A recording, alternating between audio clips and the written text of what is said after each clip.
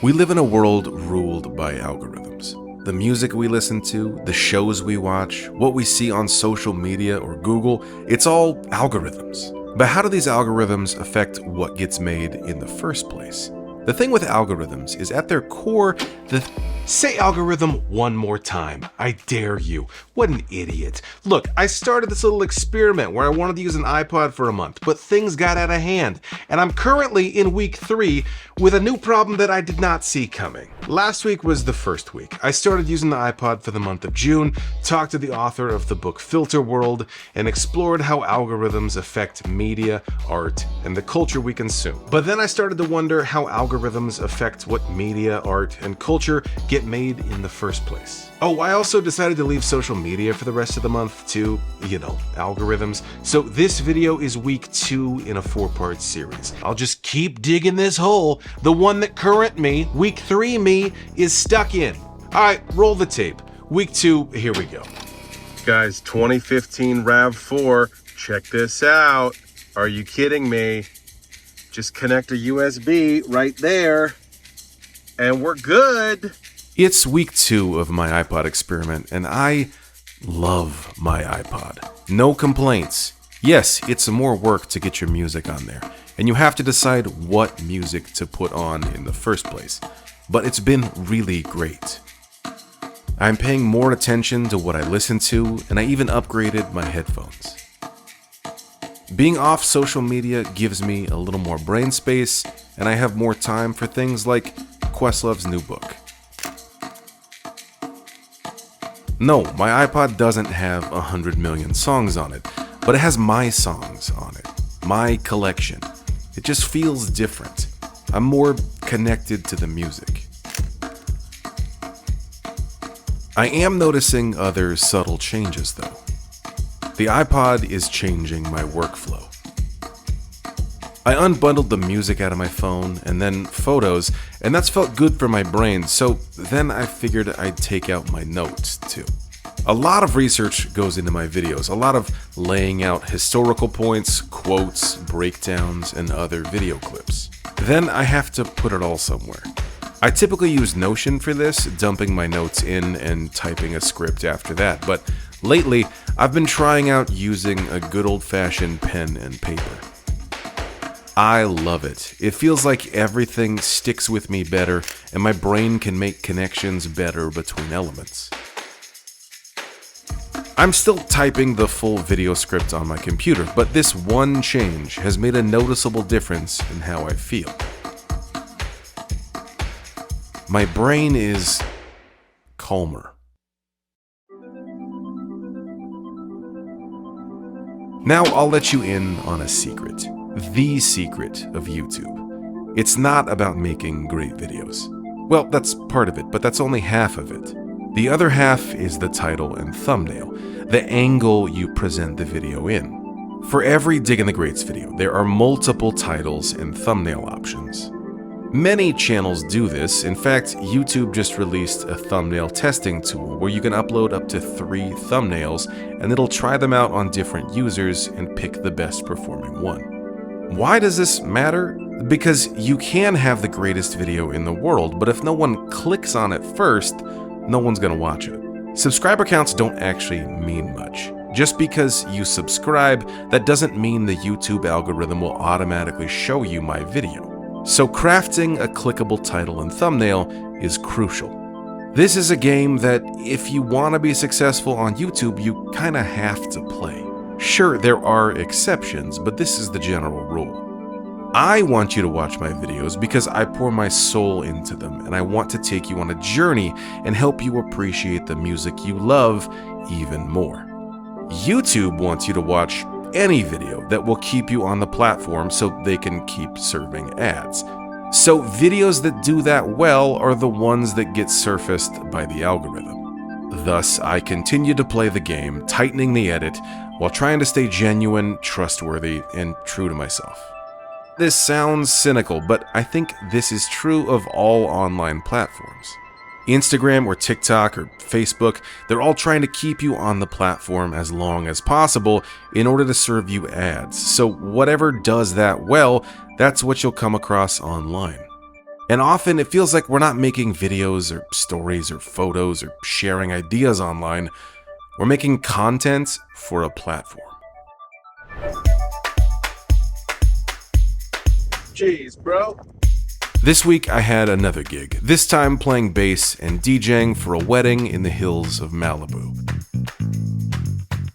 Last week I was by myself, but this week I'm with a bunch of friends in the band, which means more music recommendations for my iPod.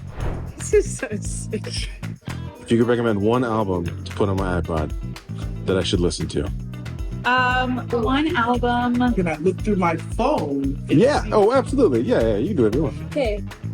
I don't know why, but I'm obsessed with the new Billie Eilish album. Okay. I think it's so wonderful. What's the name of it?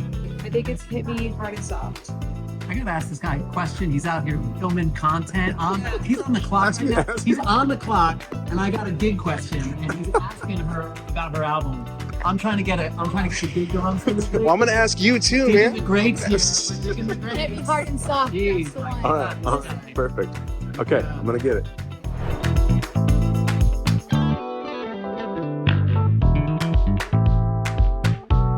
You ever listen to Smino? No. Perfect. Love for Rent. Love for Rent. Smina? Smino. S-M-I-N-O. Okay. Straight out of St. Louis. I think you'll like his vibe, but All right. Love for Rent.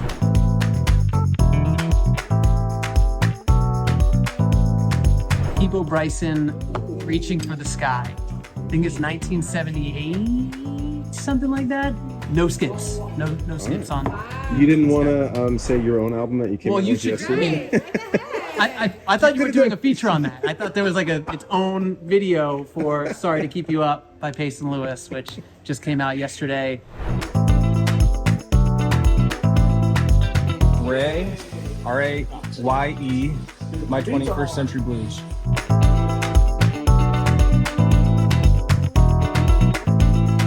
So, Peter Gabriel. Oh, okay. All right. That's a phenomenal album. That's the one with Sledgehammer on it, right? Yes. Yeah. Yeah. Okay, I don't know the album well enough. So, Okay. all right, I'm going to put it on there. All right, great. Yeah, for sure. All right, thank you.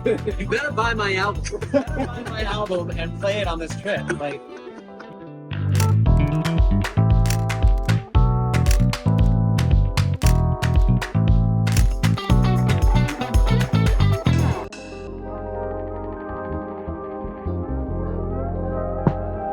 Between talking with Kyle last week and doing things like manual notes this week, I got thinking more and more how algorithms and the internet affect not only what people see, but what people make in the first place.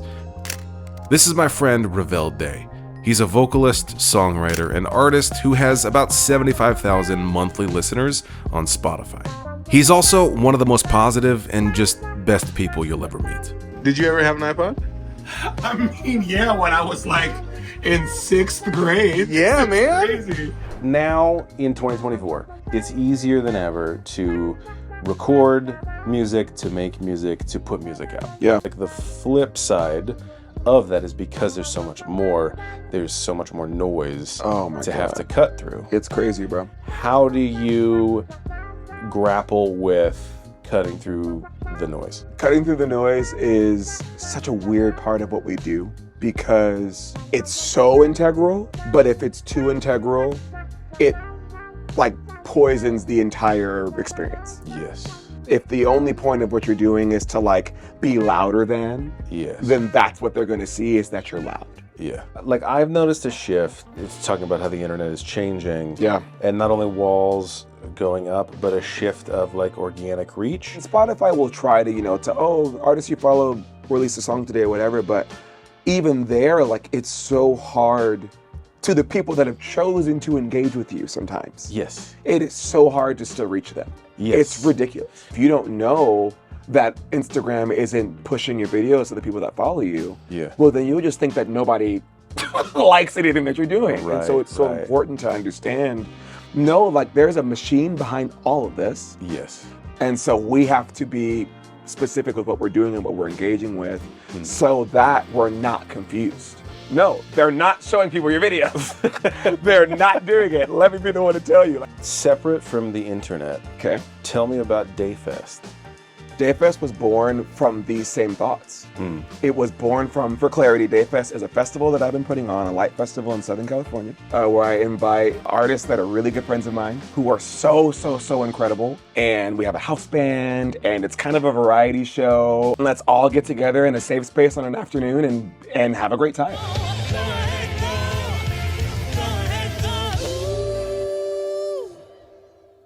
But I started it because I've been in LA my whole life, and I was so tired of this pay to play, we're all in a room just trying to be seen and trying to be heard thing, but no one's really paying attention, and the ambiance kind of sucks. Which feels like an IRL version of the internet. No, truly, it really is. We're literally going into room and cosplaying Instagram. Yeah. Which sucks, and I hate that. And I think for the same reason that I hated social media, I was really not enjoying live music, which I love so much. Yeah. And so I was like, okay, I have nothing but dope musicians in my friend circle. You know what I mean? We have the stuff, I have the space. Let's just try to do something. You're making your own little microculture of, hey, if you like me and you like my stuff, you should come over here to this thing, and I'm going to introduce you to my friends who you will probably also like. You're going to dig it. Which that is the most solid recommendation you could have. What would you recommend I put on my iPod and listen to? So there's an artist, her name is Lizzie McAlpine. Oh, yeah, Lizzie McAlpine's great. The album is called 5 Seconds Flat. 5 Seconds Flat, okay. By Lizzie McAlpine. Some incredible songwriting. There's a guy named Channel Trey. Okay, I do not know Channel Trey. Heck yeah. He is like more of like a DJ, kind of like house R&B mix out of South Central. Okay. He's done some collaborations with people that you're definitely gonna know. You're gonna dig him a lot. Our full 30-minute conversation is on the podcast and video on Diggin' the Talks. You should check it out. I think I figured it out. Instagram or TikTok or YouTube, any online platform, they're using algorithms to show users stuff to keep them on the platform as long as possible, which means if you're an artist or creator of some kind and you want your stuff to be seen, it's in your best interest to appease this algorithm, which can lead to making not art or good, important media, but content for a platform. This is exactly what Spotify is doing. It's the CEO saying the cost of making content is basically zero, setting new streaming minimums to get paid at all, or bundling podcasts and audiobooks so they can technically pay artists even less. We're not making music. We're making audio content for Spotify. And the walls of these platforms, they're getting higher. It's harder to link out. So for artists and creators, you either build your thing on a borrowed plot of land within city limits, playing by their rules, or you're not going to get seen. And then there are people like Revel who are playing and building things elsewhere in the unincorporated land in between. No gatekeepers, no algorithms to harness, just the art that you want to make. But think about this. How many things have you listened to, watched, or read online that were just purely fluff? And how many more substantial things that you would love have you not seen because those things were not optimized for an algorithm? I need to go see more live music. I want to buy more music recommended by actual humans. Okay. And stuff that isn't built for algorithmic platforms. So my wife and I both have our iPods. I have like board mixes and live recordings of stuff that I played and stuff that my friends have done and people that I listen to in the music industry. I have like some of their recordings. Yeah. So like you can't. That's not public stuff. Yeah. No. but it's all like stuff that I've used and that I'm listening to kind of be inspired to do what I do today. So. Yeah. 2 weeks ago, I took all the music apps off of my phone and switched to an iPod. And last week, I got off social media as well. But I'm still addicted to my phone. I still instinctually pick it up and I just want to scroll. And I'll go to email or YouTube or one of the few websites that is still in existence that I still check. This last week was WWDC. It stands for the Worldwide Developer Conference that Apple puts on every year, and they preview their new software. This year was all about AI. Siri is going to be able to do some incredible things. It's going to make connections between different parts of your life, as well as things like ChatGPT, and make your life easier. And what I was struck by is this is the same company that made my beloved iPod. And I just have zero interest in this. AI presents the same problems as algorithms, except they're magnified even more, and there's even more problems. Like, I don't know, I'm listening to music exclusively through an iPod. I'm listening to more music than usual. I'm listening to it more intentionally. I am loving every aspect of it. I'm building a new collection of music. I'm also doing things like handwriting notes for videos, or check this out. This is like my little to-do list thing. Check it out. We got notes here. We got to-dos in the front. Like, I'm more productive than I normally am. When I had my first iPod, there was no AI. There was no iPhones. There was no social media. There was no Spotify. None of these services that are hell-bent on just grabbing your attention and keeping it.